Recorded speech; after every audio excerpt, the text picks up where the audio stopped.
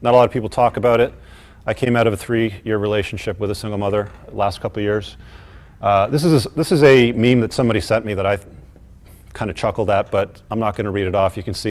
I'm going to read it all. Single mother here. Please take care of some other man's ball of flesh that eats money, destroys dreams, and shits stress. I offer you my ruined floppy breasts and mental issues.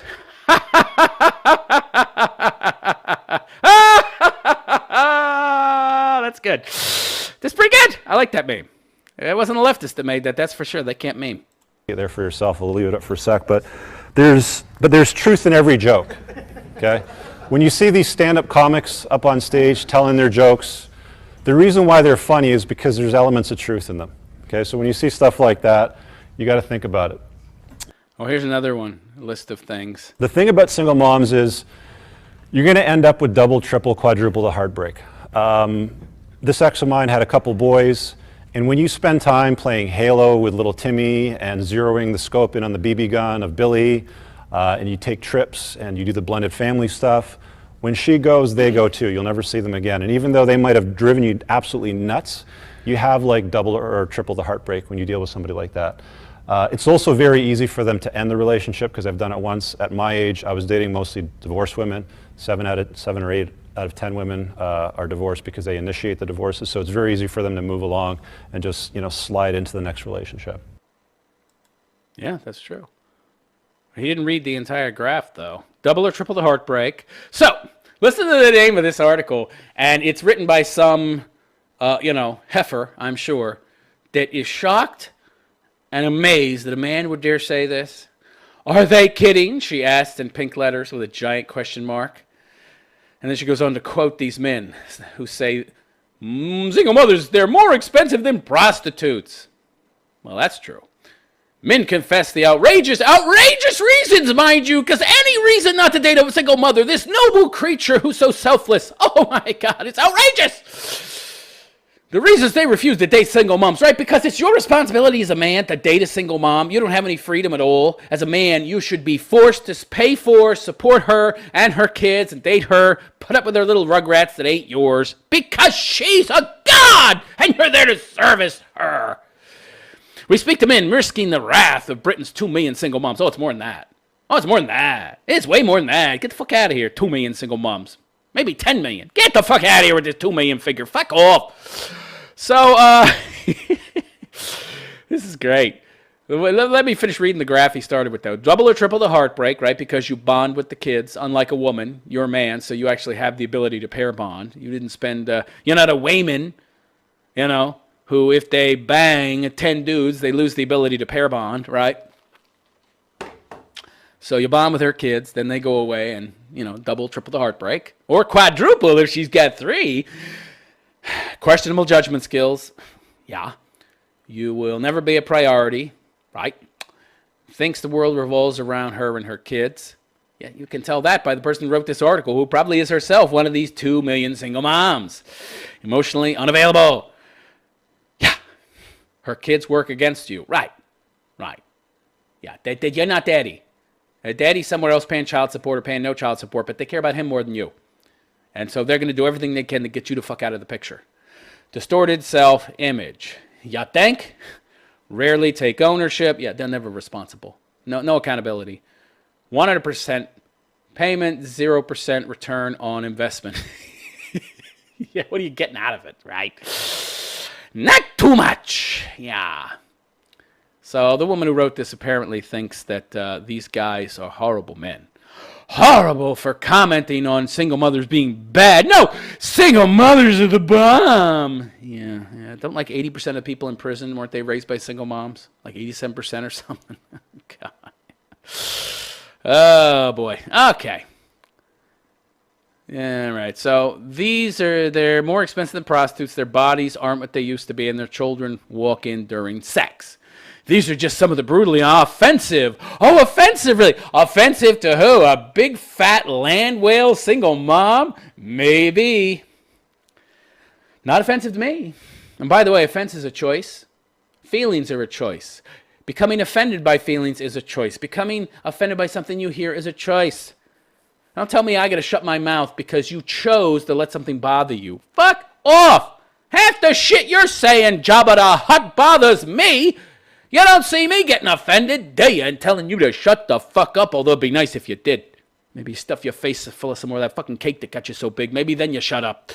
So, on a recent thread on the secret sharing app, Whisper, tried to explain men tried to explain the warped reasons they ruled out dating single mothers. Warped? Wow. This is the UK. See, I've talked about this before, how the UK is one of the top 5 feminist countries on the planet. You got the UK, you got Sweden, you got Germany, you got Australia, and you got Canada. These places are ridiculously feminist, ridiculously gynocentric. They're way ahead of America even. Well, maybe not way ahead, but Jesus Christ. I mean, only in a country that is so far gone, gynocentrically speaking, could they call these reasons warped. Here, Sun Online meets the men who are breaking the taboo by refusing to date single moms. Breaking a taboo? Okay. Jonathan Cass, 52, has joined their ranks, having been single for 3 years, and now makes a point of swiping left on dating apps and rejecting women if there's any mention of a little one at home. Yeah! I don't want to be second best, he says. There's a real trend in current parenting that the children always have to come first, and women now seem to live for their kids, says Jonathan, who works in film and television and lives in Dunmow, Essex. This is true. By the way, that Mayim Salik, or whatever her fucking name is, that played Blossom on that crappy 80s TV show, and was in that, what was that TV show that ran for a while? She played a physicist or something? I forget.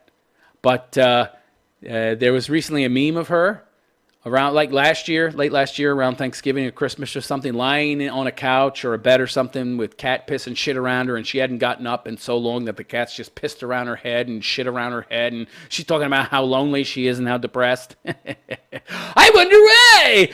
Could it be that you, Mayim Salik, for those of you who don't know out there anything about her history as a married woman, she embraced the idea of attachment parenting. Now, what attachment parenting is when you never, ever, ever leave your child alone. Not ever. Even to sleep. That's right. She slept with her baby until he was like, well, there was no stop. Her husband divorced her because, what the fuck? 6-7 years we sleep with this fucking kid. We can't have sex. Kind of hard to fuck when you got a 5-year-old in bed with you. And I called it, by the way. I saw this attachment parenting shit years ago, and I called their divorce years ago. That's going to end. That's going to fucking end because this woman is using her child to avoid her husband. What does that tell you? Not too wild about her husband. Either that or she's got a real problem with intimacy and she's using the child as a beard. Whatever the case might be. I knew that was going to end, and it did, of course, because you can't have your kid sleeping with you and have no time alone with your husband ever and expect that marriage to work out. So women are spending a little too much time devoted to their kids. I'm not saying you shouldn't be devoted to your kid, but there's a point where it's too much, where it's extreme, and you're not paying any attention to your marriage. Life is about moderation, and if you veer off into the extreme, things are not going to work out too well. So, yeah. The woman goes on to say, he's by no means alone. King Rychez, who's King Rychez, posted a video on not dating single mothers, which, amongst other things, says she should be focused on her kids, not on a penis. And Richard Cooper's YouTube talk on the dangers of dating single moms has been viewed 600,000 times. That's not enough. It needs to be viewed more. This clip opens with a slide showing a mother holding a baby with the mean single mother here. I already read it, right? Yeah, so, oh my. It wasn't ruined floppy tits, it's ruined floppy pussy and mental issues. Okay, wow. Even I wouldn't have been that abrasive, but okay. On another shocking blog called Everything Must Go, one of the posts is titled, Don't Date Single Mothers. Here's why. Reason number 5 is a woman who has given birth can't even have a body close to what she had before carrying a child. But that's true. That's true. She's going to have my kids. I at least want to sample the goods when they were still ripe and firm and juicy, as opposed to rotted and disintegrating on the ground like a fucking apple that fell off the tree 3 weeks ago, and it's the middle of summer. Yeah. So, So it goes on to say, this is not saying that having a child isn't worth it, but this is not about you having a child. This is about hers, not yours. Her body was changed by something that is of no benefit to you. Right, what she's saying is that she's got this fucking kid that doesn't continue your genes. You're not going to get to have kids if you get with this chick. Or if you do, you're still going to have to be paying for somebody else's bastard and raising that kid as if it's yours. And the kid's always going to resent you. And you're going to have this crazy whack job dad maybe in the background who's resenting you and causing all sorts of drama. Why don't you just find some broad that has no baggage? And they can have your kids. I see the point. But of course the writer of this, who's a big, fat, disgusting, ugly, single mother herself, was holding out hope that there may be some man out there that'll take her. Well, she resents all this because it's too honest. It's too true. It tells the truth that you're going to be alone forever, bitch. I don't want to be second best, says this guy, this 52-year-old. He's not a bad-looking guy. Not a bad-looking guy. He's wearing a three-piece suit. He dresses well. He clearly makes good bank. His clothes are pretty high-end. Got blonde hair. His hairline's not receding too much. He's got a full head of hair, pretty much. I wouldn't guess that he was 52. Just looking at the guy, I could tell, okay, this is not some guy who's a loser who has a hard time getting broads, although this big fatty that popped out a kid that any woman can do because any woman can get knocked up.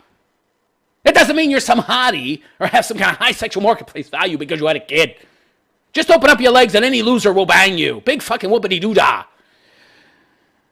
Yeah, he's discriminating. He's discerning. You would think that women, with their very unrealistic standards these days, who only go for the top 20% of men, even if they're a hog, you would think that they would understand this, that he has standards. But oh no, he's a man. He's not allowed to have standards.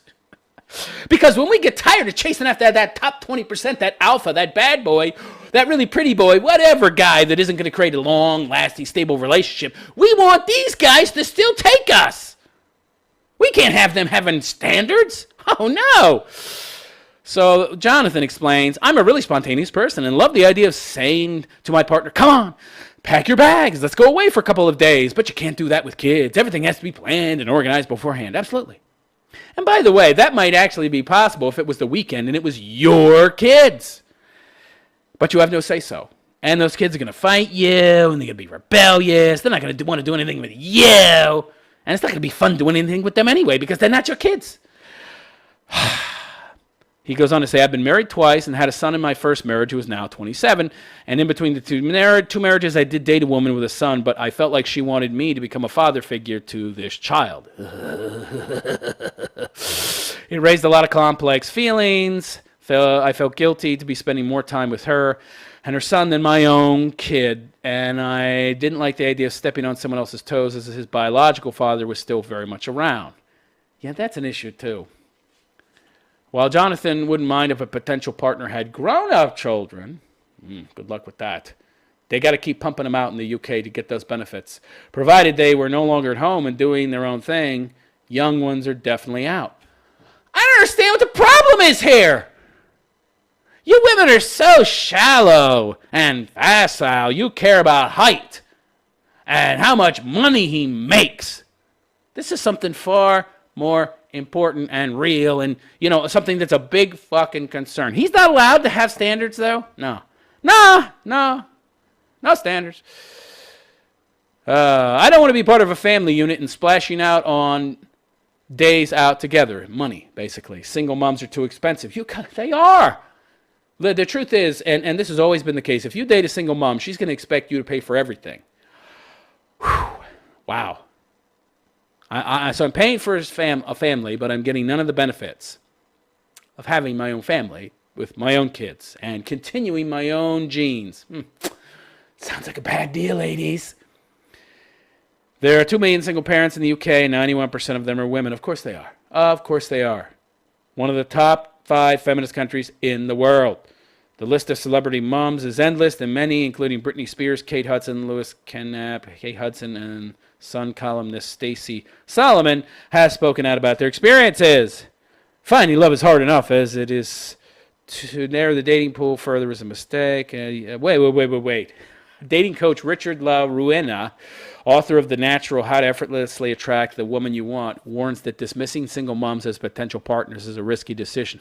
He's a pussy. He's a cuck. He's pandering to single moms because they're mostly who's paying him to find partners. Dating coach. They needed a coach telling them how to close their legs, all right? And now they're trying to find men.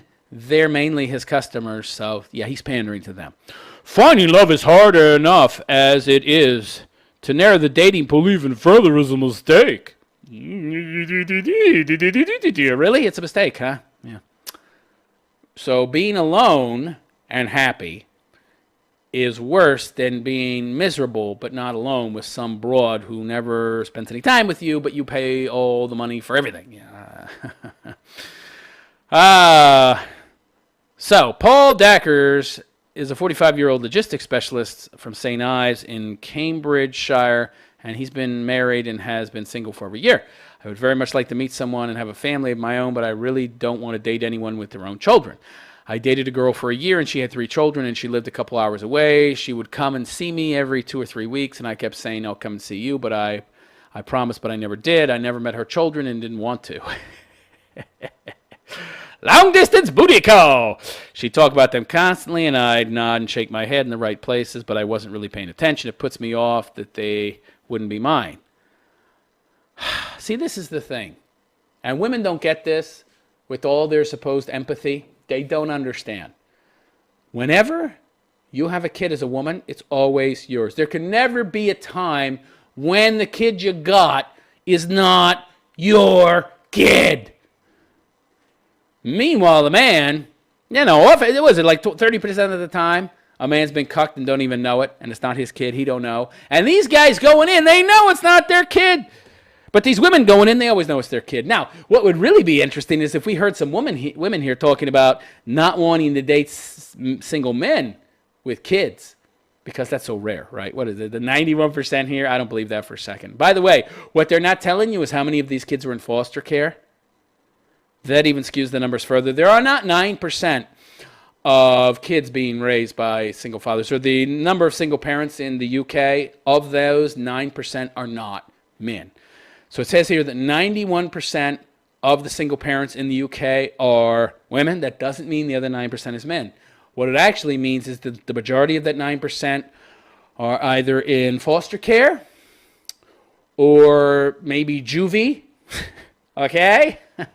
Because of the high rate of criminal activity that you run into with the kids of single moms. It's only something like 2%, maybe, that are being raised by a father.